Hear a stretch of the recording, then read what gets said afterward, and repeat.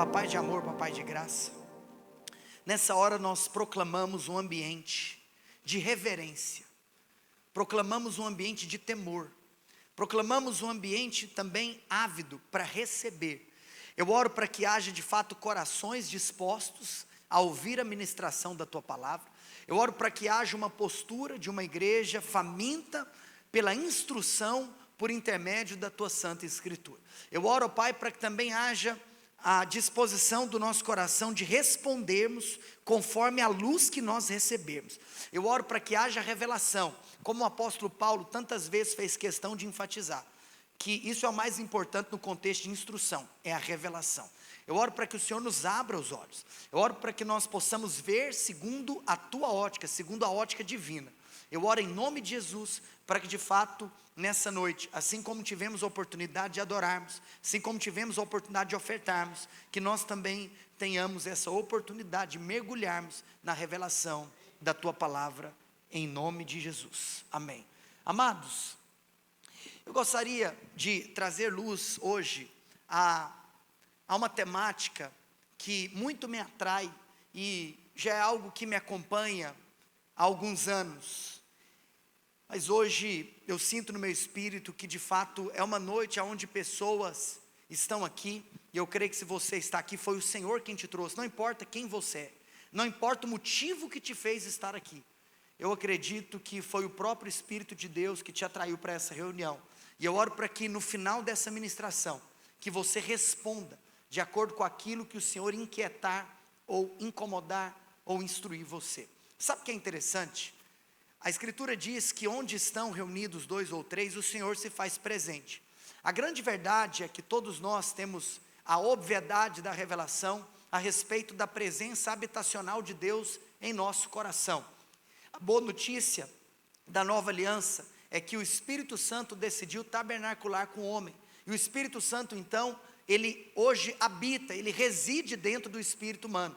É muito poderoso você pensar que as pessoas na velha aliança viviam com aquela santa expectativa da vinda do Messias, da vinda do Cristo, da vinda do ungido. E assim como o Pai enviou o Filho, quando o Filho realiza a sua obra e ele é assunto aos céus, ele também envia o Espírito. O Pai envia o Filho, mas o Filho envia o Espírito. E hoje esse Espírito mora dentro de mim e de você, e isso é fascinante. Mas quando eu olho para textos como esse, de que Jesus deixa claro que onde estiverem dois ou três, ali Ele se faz presente, eu acredito que nós estamos tendo uma referência a um aspecto da presença de Deus, que não é único exclusivamente a presença de Deus habitacional, mas eu acredito que existem momentos na história, onde nós temos a manifestação, a materialização da presença de Deus palpável em um ambiente, onde existem pessoas que estão em concordância, desejando por, de fato, tocar, por ver, por experimentar, por se alimentar dessa presença palpável de Jesus. Engraçado que, um dia, o Espírito Santo me mostrou algo que me chamou a atenção, e desde então eu medito sobre esse tema, de que quando nós olhamos na palavra de Deus, eu encontrei um padrão de um lugar onde Deus, Ele se manifesta a homens, um lugar onde Deus, Ele acaba tendo um encontro com a humanidade. Eu chamo então de um lugar onde nós temos o encontro da divindade com a humanidade. E sabe qual é esse lugar que eu percebo que Deus tem prazer de se encontrar? Em jardins. É engraçado porque o primeiro lugar que um homem, que um ser humano, que a humanidade foi colocada, foi literalmente um jardim. E naquele jardim a Escritura diz que na viração do dia Deus vinha ter com Adão. Diariamente, então, nós tínhamos o encontro da divindade com a humanidade. Então, a divindade se encontrava com a humanidade em um jardim. Mas olhando para a palavra de Deus, eu queria destacar com você hoje, qual aspecto? De que existem três encontros que a divindade tem com a humanidade em um ambiente de jardim. Mas nesses três encontros, nós temos três pessoas diferentes que se encontraram com Deus em um ambiente de jardim. Mas o que eu quero destacar com você, e é isso que eu acredito que o Espírito Santo deseja ministrar ao coração de nós, é quais são as atitudes que as pessoas têm após verem a manifestação do próprio Deus. Em outras palavras, existem aqui centenas de pessoas que estão me ouvindo, mas sabe o que acontece?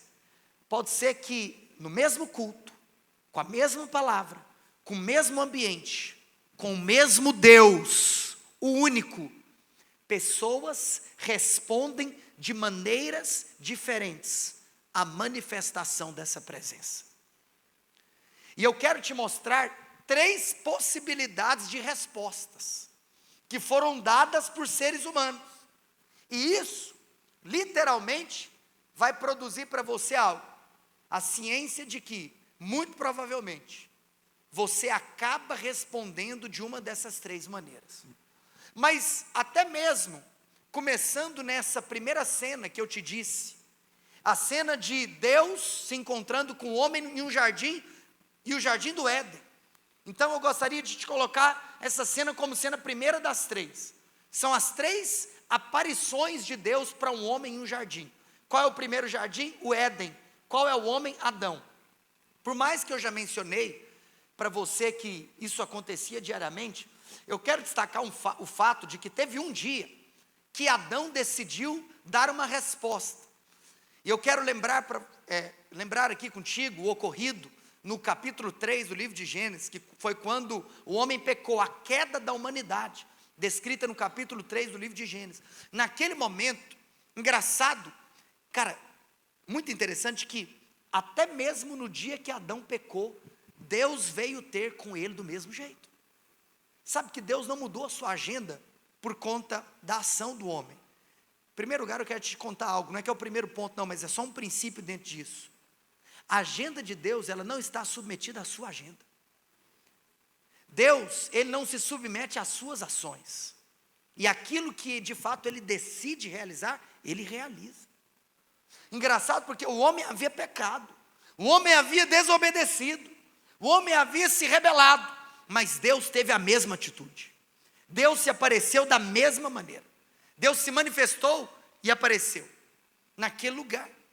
Agora, o fato é que como o homem tinha aprontado, Adão, obviamente, ele se assusta com a presença de Deus no dia da manifestação do pecado. E a Escritura diz, é sabido de todos nós, que Adão, ele se esconde. Adão, com medo, se escondeu. E eu quero te dizer que essa é a primeira atitude que pessoas têm em lugares aonde Deus manifesta a sua presença.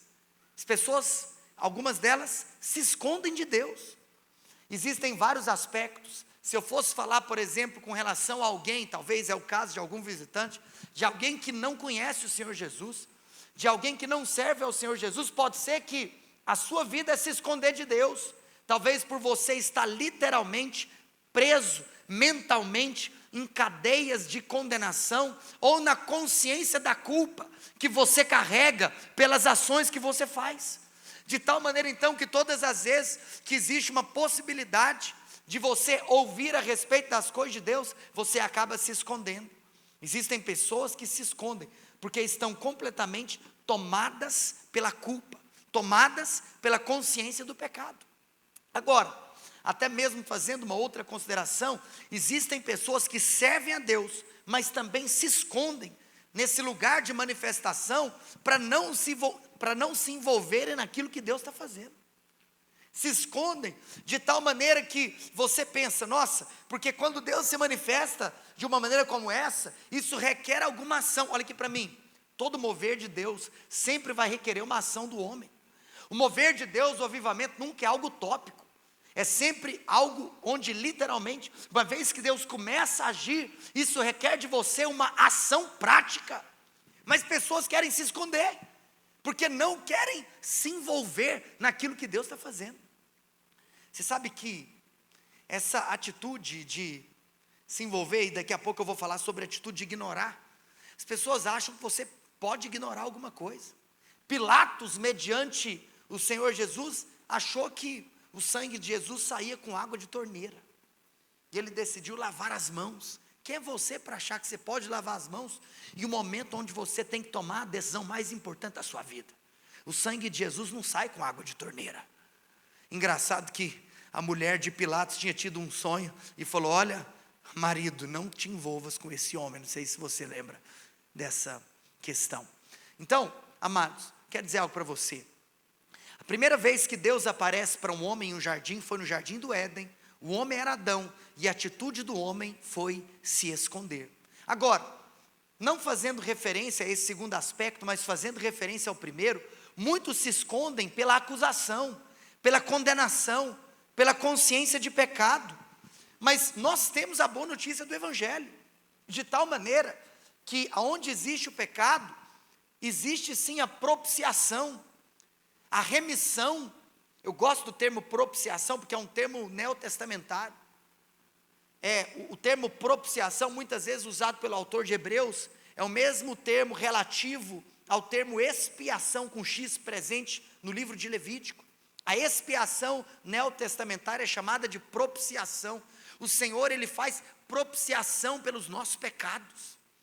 De tal maneira que, se você está aqui, e você tem a consciência do pecado, eu quero te falar uma coisa. Essa é uma noite que o Senhor te dá a oportunidade de arrependimento. Que nessa noite haja arrependimento nesse lugar. Eu acredito que todo avivamento, ele tem como uma marca, literalmente, de pessoas se arrependendo. Arrependendo dos seus pecados, arrependendo da sua velha vida. Literalmente, querendo contrapor sua velha natureza. Quando alguém aceita Jesus, em outras palavras, está falando: Senhor, eu quero jogar fora minha velha natureza, eu quero viver uma nova vida. E nós podemos sim hoje recomeçar. Você que está aqui me ouvindo, hoje é literalmente uma noite onde o Senhor está te dizendo: você pode recomeçar, você pode retomar a sua caminhada. Não se esconda da responsabilidade nessa noite de tomar uma decisão. E queria que você abrisse nesse texto que eu te pedi, em João 8:1. Porque nesse texto existe um princípio espiritual no qual você pode se apegar, para que você nunca cometa essa atitude de se esconder, para que você nunca cometa essa atitude de literalmente querer se colocar em uma posição de não participar do que Deus está fazendo apenas por causa do seu pecado. Existe algo que é maior do que o seu pecado, e você então desfruta disso através do arrependimento. A Escritura diz, e eu quero agora que a gente leia, mas eu quero convidar você a mergulhar nesse texto. A Escritura diz que Jesus, entretanto, foi para o Monte das Oliveiras. De madrugada voltou novamente para o templo, e todo o povo ia ter com ele, e assentados ensinava. Os escribas e fariseus trouxeram à sua presença uma mulher surpreendida em adultério, fazendo-a ficar de pé no meio de todos. Disseram a Jesus: Mestre, esta mulher foi apanhada em flagrante adultério. Na lei nos mandou Moisés que tais mulheres sejam apedrejadas. Tu, pois, o que dizes? Isto diziam eles, tentando para terem de que o acusar. Mas Jesus, inclinando-se, escrevia na terra com o dedo. Olha aqui para mim. Vamos entrar nessa cena. Igual nós estamos aqui hoje, nesse momento do culto, onde existe um ensino da palavra sendo liberado. Nesse dia Jesus estava ensinando a palavra. Jesus estava em um momento de ensino. Agora, pensa o impacto da cena de... Nós não temos noção quantas pessoas estavam com Jesus nesse exato momento, que a Bíblia não diz. Mas no meio desse ambiente, onde Jesus estava ensinando, e pessoas estavam ouvindo e recebendo os ensinamentos, essas pessoas são acometidas, inesperadamente, pela entrada de vários homens, que traziam consigo uma mulher. É como se, nós temos duas portas no auditório, é como se nós estamos aqui do nada. As pessoas fazem um barulho, abrem as portas e começa a chegar um monte de gente, assim, num nível tal de parar o nosso culto. Engraçado, porque você já parou para perceber que se Jesus estava ensinando e aqueles caras chegaram falando com Jesus, é que eles ignoraram até mesmo o ambiente do lugar. Eles invadiram o lugar. Eles entraram, e aí eu fico pensando então, aquelas pessoas que estavam assistindo aquela cena. Pô, eu estou aqui ouvindo o ensinamento, do nada, dentro de um monte de gente, aquela cena horripilante. E por falar em cena horripilante, eu estava imaginando, portanto digo eu, não o Senhor, e eu confesso que nós precisamos sempre de entender que nós só podemos afirmar aquilo que a Bíblia diz. Aquilo que a Bíblia diz, não diz, a gente só imagina. E toma muito cuidado com o que você sai falando que é a sua imaginação, porque é aí que nascem as nossas meninas heresias, né? Então que o Senhor te livre de ser alguém que as propague por intermédio da sua mente, igual a do Bob. Agora, quer dizer, vocês não sabem o que é Bob, deixa para lá. Enfim, só alguns. Mas qual que é a parada aqui? Esses caras estavam trazendo uma mulher que foi pega em flagrante. O que ela estava fazendo? Ela estava adulterando. Essa mulher estava tendo relações sexuais ilícitas. Agora, para ela ter sido pega em flagrante, ela estava, então, no ato. E eu fico pensando, se talvez, tamanha raiva daquelas pessoas em verem aquela mulher fazendo isso, como é que será que eles pegaram aquela mulher? Será que deu tempo daquela mulher, sei lá, se vestir? E até mesmo se ela tivesse se vestido, pode ser que eram roupas inapropriadas, né? Porque quando alguém quer o pecado, já sai com roupa errada. Mas será que talvez ela só se envolveu, sei lá, em um lençol, em um cobertor, seja lá como eram os cobertores naquela época? Eu fico pensando que até mesmo a figura dessa mulher era uma figura constrangedora. Imagina um monte de cara brucutu entrando, atrapalhando a reunião e trazendo uma mulher com a figura constrangedora. Eu fico pensando em um ambiente pesado. E aí, para completar, qual que é o motivo da entrada daqueles camaradas? Aqueles camaradas viram naquela cena uma oportunidade de pegarem Jesus naquilo que ele ensinava, naquilo que ele falava. Porque pensa, esses caras, os fariseus, são os mestres da lei. Engraçado que semana passada, inclusive, eu te falei quem eram os fariseus. Os caras surgiram no período intertestamentário com o desejo de preservarem a lei mosaica. Do nada, aparece Jesus falando sobre cura, sobre libertação, e um nível tão louco, que ele fazia isso até no sábado. E aí então esses homens já estavam completamente, talvez, raivosos com o ministério de Jesus, de tal maneira que eles pensam, o que será que esse cara vai falar agora? Se essa mulher, pela lei de Moisés, precisa morrer. Você tem que entender que a expectativa daqueles homens, naquela cena, era de fato tentar descredibilizar o ministério terreno de Cristo. Eles pensam o seguinte, eu quero saber agora o que Jesus vai falar, e aquilo que ele falar nós vamos usar contra ele. E talvez pode ser que essa pergunta nossa seja a porta de entrada para a descredibilização do ministério de Jesus.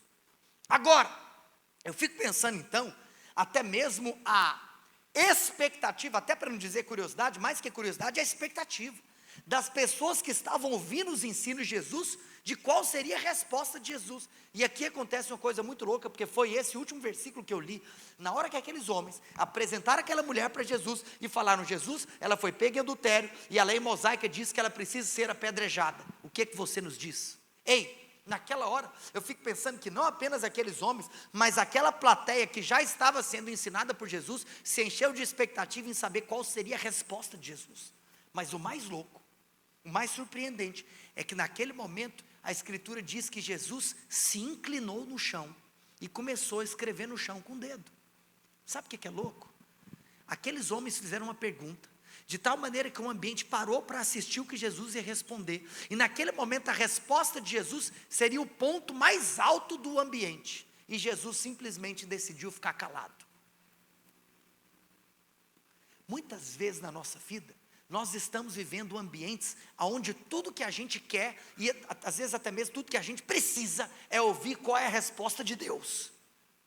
Aí, nesse lugar, Deus nos faz o favor de não nos falar nada. Que loucura.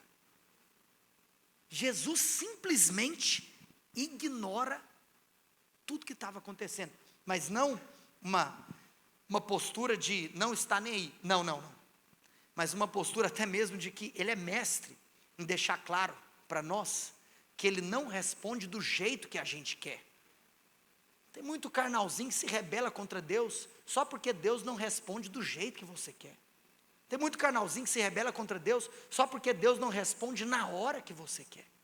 E eu amo, porque Deus, Ele nunca sai do seu lugar soberano de fazer as coisas, não na hora que os homens esperam que Ele faça, mas na hora que Ele sabe que Ele tem que fazer. Esse é o nosso Deus.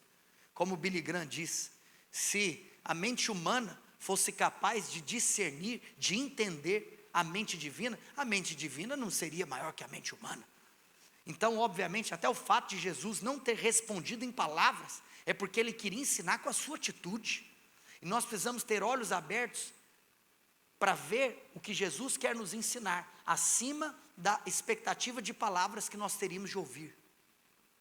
E nesse momento, Jesus se inclina e começa a escrever. Agora, obviamente, essa atitude de Jesus produz uma indignação. Vem comigo, verso 7.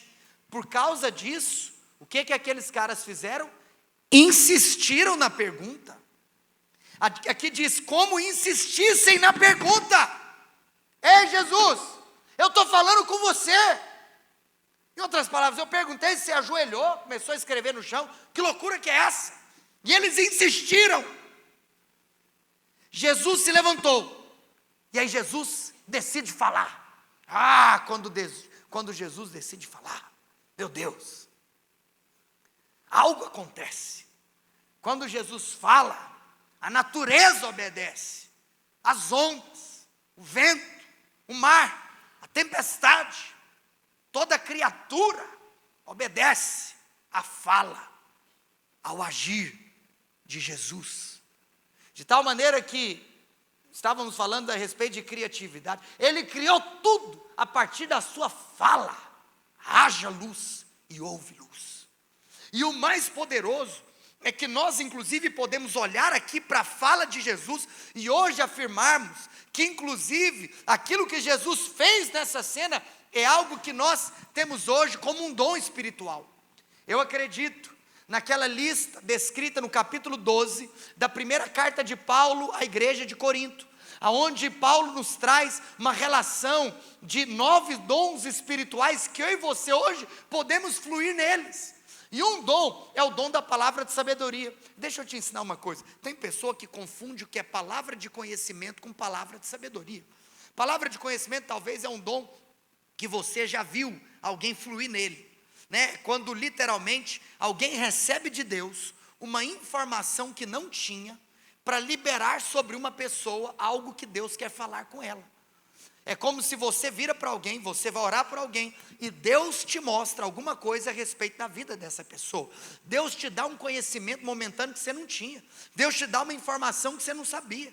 E aí você vira para a pessoa e a pessoa fala, como você sabe? Porque naquele momento você não está falando algo que está dentro de você. Você simplesmente está sendo um servo de Deus. Eu quero dizer algo para você, quando Deus te usa com dons, os dons não vêm sobre a sua vida para que você seja superior. Os dons vêm sobre a sua vida para que você se torne um servo, para que você sirva as pessoas. Palavra de conhecimento então é quando você fala, profecia é quando você libera algo a respeito do futuro. Palavra de conhecimento é quando você literalmente libera uma informação que você naturalmente falando não tinha. Mas palavra de sabedoria, eu amo aquela definição de palavra de sabedoria que diz que palavra de sabedoria é aquela que faz calar. É como se no meio de um litígio, alguém abre a boca, fala alguma coisa, e depois daquela fala, todo mundo se cala. Lembra daquele rei? Eu não preciso te citar qual rei que é, que você sabe. Ele um dia foi acometido por uma cena muito hilária. Eu até citei isso porque hoje cedo a gente estava tendo a consagração de filhos, né? E nós tínhamos aqui o pai e a mãe entregando a criança a Deus. Glória a Deus por isso. Mas um dia um rei foi acometido com uma cena que apareceram 2 mulheres disputando de quem era o filho. 2 mulheres falando que tinha uma criança que era seu filho. E é engraçado que como é que você vai resolver um problema desse? 2 mulheres falando, o menino é meu, não, o menino é meu, como que eu vou resolver isso? E aquele rei, tomado de sabedoria, ele fez algo. Ele falou, olha só, nós vamos resolver esse problema. Nós vamos serrar esse menino no meio. E cada uma de vocês fica com a metade do menino. Naquele momento, uma das 2 virou e falou assim, opa, pode dar o menino para ela, mas não pode serrar o filho. Ou seja, todo mundo descobriu quem era a mãe. O que é isso? Palavra de sabedoria. Jesus aqui, ele libera uma palavra de sabedoria, sabe por quê? Porque ele dá uma resposta chocante. Aquelas pessoas não sabiam como que Jesus ia, entre aspas, sair disso. Mas Jesus disse: quem não tem pecado, que atire a primeira pedra. Sabe o que Jesus está falando? Você quer apedrejar? Pode apedrejar. A lei manda, obedeça a lei. Mas tem uma coisa, nós vamos fazer de maneira organizada. Eu amo isso, porque Jesus é alguém que nos inspira a sermos pessoas organizadas. Ele vai multiplicar pão e peixe, ele não deixa a baderna. Você sabe, quando tem muita gente em um lugar, já é desesperado o ser humano a algazarra. Quando tem muita gente com fome, então, aí sai da frente. Jesus só multiplicou os pães, depois estava todo mundo sentado, bonitinho, organizado. Nós, como igreja de amor, nós temos que ser um povo organizado, porque Jesus é organizado. Jesus falou: ok, vamos começar então a cerimônia de tacação de pedras? Então vamos começar, mas tem uma coisa, nós vamos fazer uma fila. Aqui eu estou, floreando, Nós vamos fazer uma fila. Vem aqui em primeiro lugar aquela pessoa que nunca pecou. Você que nunca pecou vai ser o primeiro a jogar a pedra. Em outras palavras, Jesus falou que não era para jogar? Não, ele falou que podia jogar. Ele só instruiu como deveria ser jogada. E aí nessa hora, obviamente, não sobrou ninguém. Engraçado que essa semana tanto se falou a respeito do evangelho dos fariseus. Eu só tenho uma pergunta para você. Quando você pensa na possibilidade da existência de um fariseu, a sua preocupação é achar alguém que seja um, ou a sua preocupação é você se olhar no espelho e pedir para Deus te livrar de se tornar um?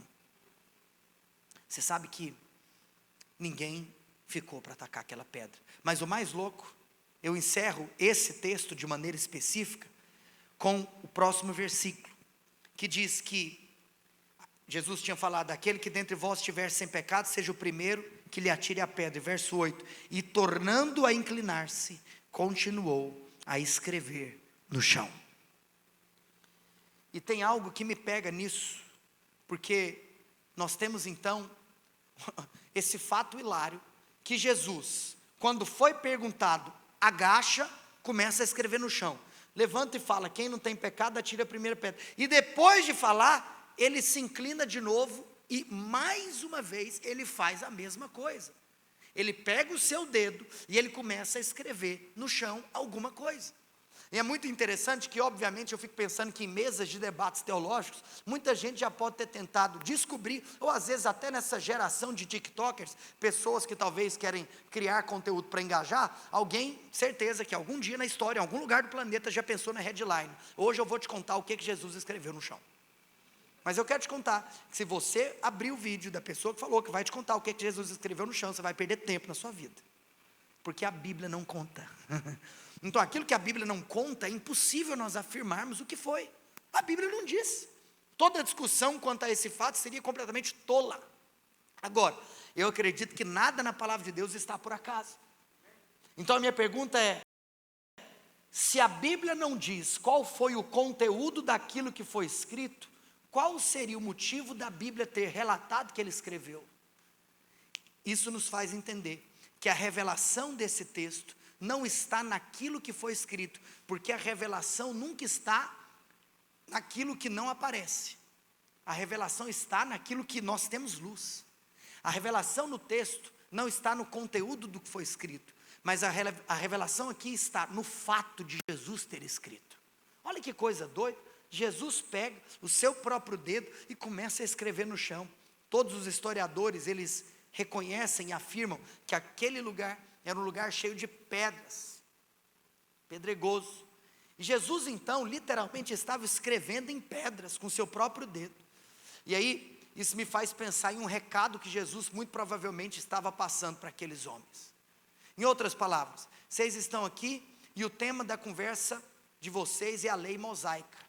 E realmente nós precisamos de reconhecer algo, que Deus deu sim a lei para Moisés. Eu não sei se você lembra, aonde que Moisés escreveu, aonde que Moisés, ele recebe a lei? Em pedras. Agora, quem que escreveu a lei naquelas pedras? O próprio Deus. O próprio Deus entrega essa lei para Moisés. O próprio Deus foi aquele que é o escritor da lei. E sabe o que é poderoso? Porque a Bíblia diz que quando Moisés recebeu a lei, aquelas pedras, Moisés, ele recebeu em cima do monte Sinai. Quando ele desceu do monte, passado um tempo, aquelas pedras caíram. De tal maneira que Moisés teve que subir de novo. E mais uma vez, Deus entregou novamente pedras para Moisés. Ou seja, Jesus estava querendo dizer para aqueles que estavam ali naquele lugar era o seguinte: dedo de Deus escrevendo em pedra. Jesus, ele se ajoelha e ele começa a escrever no chão, porque ele estava passando uma mensagem para eles. Vocês querem discutir sobre a lei comigo? Você esqueceu que o dedo que escreveu a lei foi o meu. Por isso que Jesus se inclinou e mais uma vez tornou a escrever. Porque lá no Sinai, Deus entregou a lei para Moisés 2 vezes. Sabe o que isso significa? Que quem te perdoa foi o mesmo que te julga. Por isso, quando o Senhor nos salva, Ele, em primeiro lugar, não nos salva do diabo, Ele nos salva dele mesmo. Jesus é tão gracioso, que Ele mesmo se tornou a salvação em nosso lugar. Portanto, eu quero te falar uma coisa: se o que te prende a entregar a sua vida completamente e desesperadamente ao mover de Deus, ou a pessoa de Cristo, é a sua culpa, nessa noite, você pode se arrepender, e a promessa de Deus é que existe perdão para você. Mas em segundo lugar, então, primeiro, nós temos Jesus aparecendo para Adão no jardim do Éden. E a resposta de Adão é que ele se escondeu. E hoje eu estou aqui para te falar: não se esconda de Deus. Hoje eu estou aqui para te falar: você pode sim, nessa noite, se arrepender.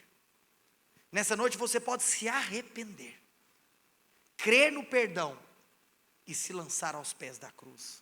Mas em segundo lugar, tem uma cena muito hilária de algo que aconteceu um dia, que mais uma vez o Senhor se manifesta em um jardim. Todo mundo sabe que Judas traz Jesus por 30 moedas de prata.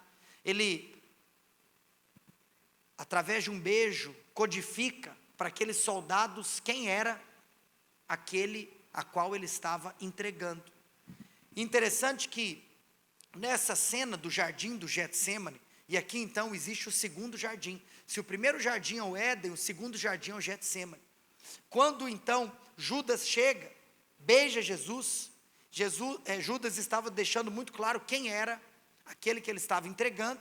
E é engraçado porque nós temos ali a figura dos soldados romanos. E sim, em primeiro lugar eu destaquei com você a figura de Adão no Éden. Em segundo lugar, eu quero destacar com você a figura dos soldados romanos, simbolizando a humanidade, mais uma vez, em um outro jardim. Fala assim comigo: o primeiro jardim é o Éden. Diga assim: o primeiro homem é Adão. Fala assim: a primeira resposta, que ele se escondeu. Mas fala assim comigo: o segundo jardim é o Getsemane. Diga assim: a humanidade é representada pelos soldados. Agora eu quero te lembrar o que aconteceu.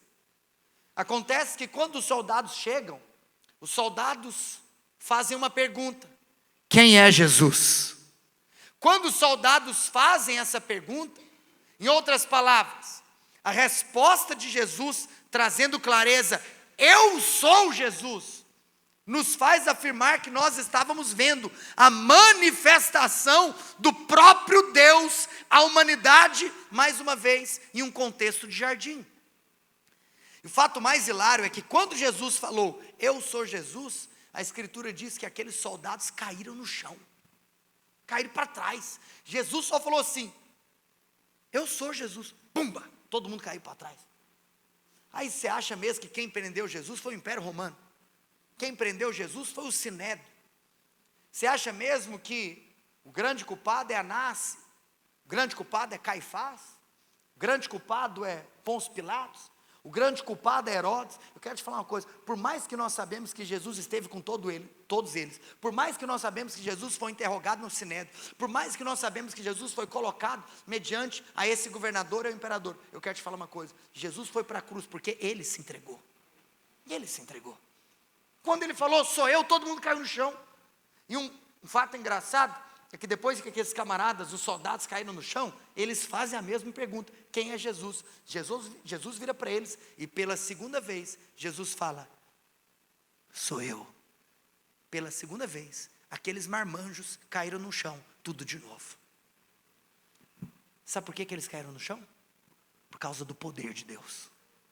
Só de Jesus falar, eu sou, o poder de Deus se manifesta. Mas eu quero te fazer uma pergunta. Naquele dia, aqueles soldados entregaram suas vidas a Jesus? Aqueles soldados arrependeram dos seus pecados? Sabe o que aconteceu? Aqueles soldados literalmente ignoraram o que eles viram. E eu quero te contar que essa é a segunda postura de muitos homens quando participam de momentos na história onde Deus se manifesta. Infelizmente, existem homens com a capacidade de ignorarem aquilo que Deus está fazendo. Essa é a segunda resposta que você pode dar. Você pode estar inserido em um culto a Deus, aonde todo mundo que está aqui, ninguém aqui está, pelo menos não deveria estar, em uma missa religiosa. Você não está batendo ponto, você não está cumprindo um rito, você está aqui para adorar. Por mais que nós acreditamos em um ambiente agradável, porque nós somos gente, mas nós não organizamos um ambiente para você. O culto não é para homem, o culto é para Deus. Agora é engraçado, tem tanta gente que gosta, ama se mobilizar, quando tudo que você precisa de fazer é só clicar num aviãozinho do Instagram, mas não tem disposição para viver o que finge defender. Eu me lembro naquela época que o Senhor estava se movimentando na universidade de Asbury, em Kentucky, lá nos Estados Unidos. O culto inacabado de uma universidade de jovens cristãos. Mas e aí? Será que nós estamos dispostos a ficar em vigília e a nos perdermos em horário? Depois você quer aplaudir o que você assiste. Deus quer te chamar para viver o que você está assistindo. Mas eu quero te contar uma coisa: você não vai viver se você ignorar. Tem muita gente que ignora a manifestação do poder de Deus. Se você está vendo a manifestação do poder de Deus, se envolva naquilo que Deus está fazendo. Tem gente que se esconde, mas tem gente que ignora. Que o Senhor nos livre disso. Que o Senhor nos dê o coração da terceira pessoa que eu quero citar. Se em primeiro lugar eu destaquei o jardim do Éden, em segundo lugar eu destaquei o jardim do Getsemane. Se a primeira figura humana foi representada por Adão e a segunda figura humana foi representada pelos soldados. Se a primeira atitude humana foi se esconder e a segunda atitude humana foi se ignorar, ignorar aquilo que estava acontecendo. O terceiro jardim que eu quero te citar nessa noite é o jardim da tumba. Lá no jardim da tumba, Jesus teve ali o seu corpo colocado, quando literalmente ele recebe condição de ficar em um túmulo emprestado. Muito louco isso, né? O Criador dos céus e da terra, o dono de todas as coisas, ele entra em Jerusalém montado em um jumentinho emprestado, e ele teve o seu corpo colocado em um túmulo emprestado. Aquele túmulo, onde o corpo de Jesus ficou de sexta-feira até domingo, ele ficava em um jardim que você pode visitar inclusive. E lá nesse jardim, um dia, domingo, muito cedo, a escritura diz que uma mulher chamada Maria Madalena, ela decidiu visitar o túmulo, e ela queria então ver o corpo de Jesus.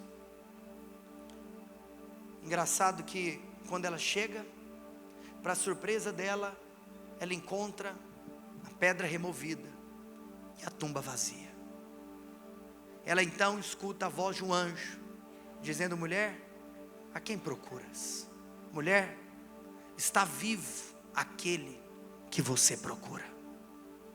Aquela mulher então, eu fico pensando que ela não deve ter entendido, ou talvez, sei lá o que ela pensou. Ela vira, e quando ela começa a andar, ela escuta uma voz chamando pelo teu nome. E a voz dizia: Maria. Ela leva um susto. Em primeiro lugar, ela pensa que era um jardineiro. O que se espera encontrar em um jardim é um jardineiro. Engraçado que o primeiro Adão, o primeiro homem, ele foi um jardineiro. Até porque qual foi a responsabilidade que Deus deu para Adão? Adão, dê nome aos animais. Adão, cuida do jardim. E tem gente que acha que ecologia é pauta de esquerdista. Tem gente que acha que cuidar do meio ambiente é pauta ideológica, político-partidária. Eu quero te falar uma coisa: o que nós estamos assistindo aí fora é a esquerda tomando pautas que na realidade deveria ser da igreja. Quando se olha para pautas como a do racismo, qual é o lugar no mundo que se escuta que todos têm o mesmo valor perante Deus? Qual é o lugar na terra que a cor da pele não importa? É na igreja. Mas por vermos cristãos acovardados, nós estamos vendo pessoas tomando pautas que são nossas. Falar de cuidar do meio ambiente não é discurso esquerdista. Deveria ser em primeiro lugar discurso de cristão.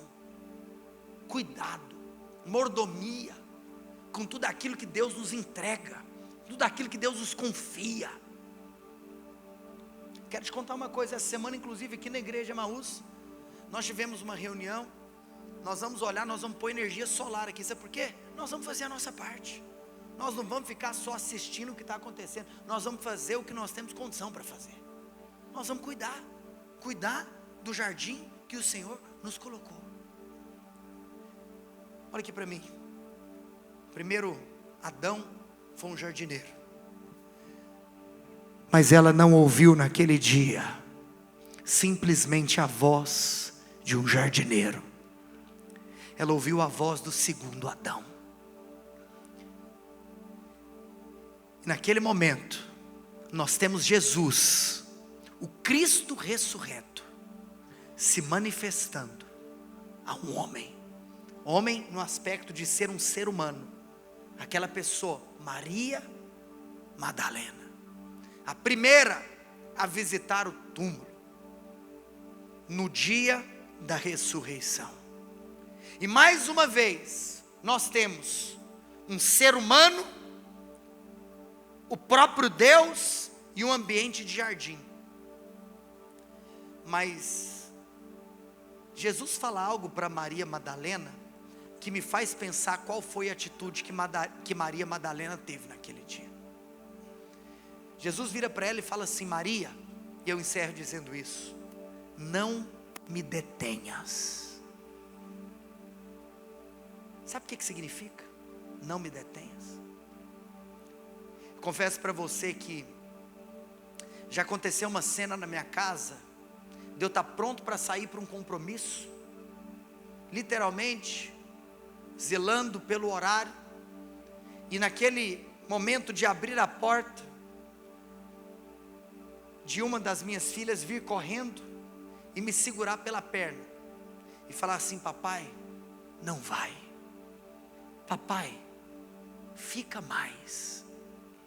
E eu confesso para você, que eu já cometi o pecado do atraso, simplesmente porque a minha filha me deteve em um lugar, de tal maneira que eu penso que o mundo se exploda lá fora, porque tudo que eu quero viver é o prazer de desfrutar de um ambiente onde existe um filho apaixonado pela minha presença. Mas eu sou mau, eu sou ser humano. Existem lugares que a glória de Deus se manifesta, Mas existem lugares que a glória de Deus repousa. Esses lugares são lugares marcados pela presença de filhos que têm um coração de deter a presença do Pai. Jesus só tinha aparecido para Maria Madalena. Jesus ainda iria aparecer para os outros. Mas é como se aquela mulher estava tão faminta pela presença dele, que Jesus ficou com ela e disse: Maria, não me detenhas. Quero te contar aqui a terceira e última atitude que alguém pode ter quando Deus se revela ou quando Deus se manifesta. É a atitude de uma busca e de um clamor tão profundo que nós não vemos apenas a manifestação, mas nós vemos o repousar da presença de Deus. Maria se lançou aos pés de Jesus. Quero te contar que, mediante a oportunidades como essa, existem pessoas que se escondem, existem pessoas que se ignoram, mas existem pessoas que se lançam naquilo que Ele está fazendo. Gosto de uma oração que a história da igreja sempre relata, de que em todas as eras existem homens que dizem: Senhor,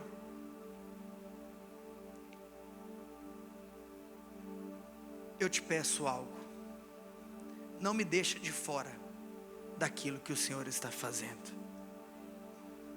Senhor, que eu possa perder tudo, mas que a única coisa que eu não venha perder é o privilégio de poder participar daquilo que o Senhor está fazendo. Eu quero estar no epicentro do mover de Deus. E hoje eu quero te falar uma coisa. Eu acredito que o desejo de Deus é que toda igreja seja plenamente um jardim. Você sabe que quando Deus cria a humanidade, Deus não coloca a humanidade em uma fábrica. Você sabe que, por mais que nós reconhecemos o trabalho, a primeira responsabilidade de um cristão não é trabalhar. A primeira responsabilidade de um cristão é se relacionar. A igreja precisa ser um jardim, onde o que há de mais importante nela seja o cultivo de um relacionamento com o Criador. Nesse lugar, você pode se esconder, você pode simplesmente ignorar a manifestação do poder, ou você pode se lançar completamente, de tal maneira que você possa ser como Maria, aqueles que detêm a presença de Deus. Fique em pé onde você está.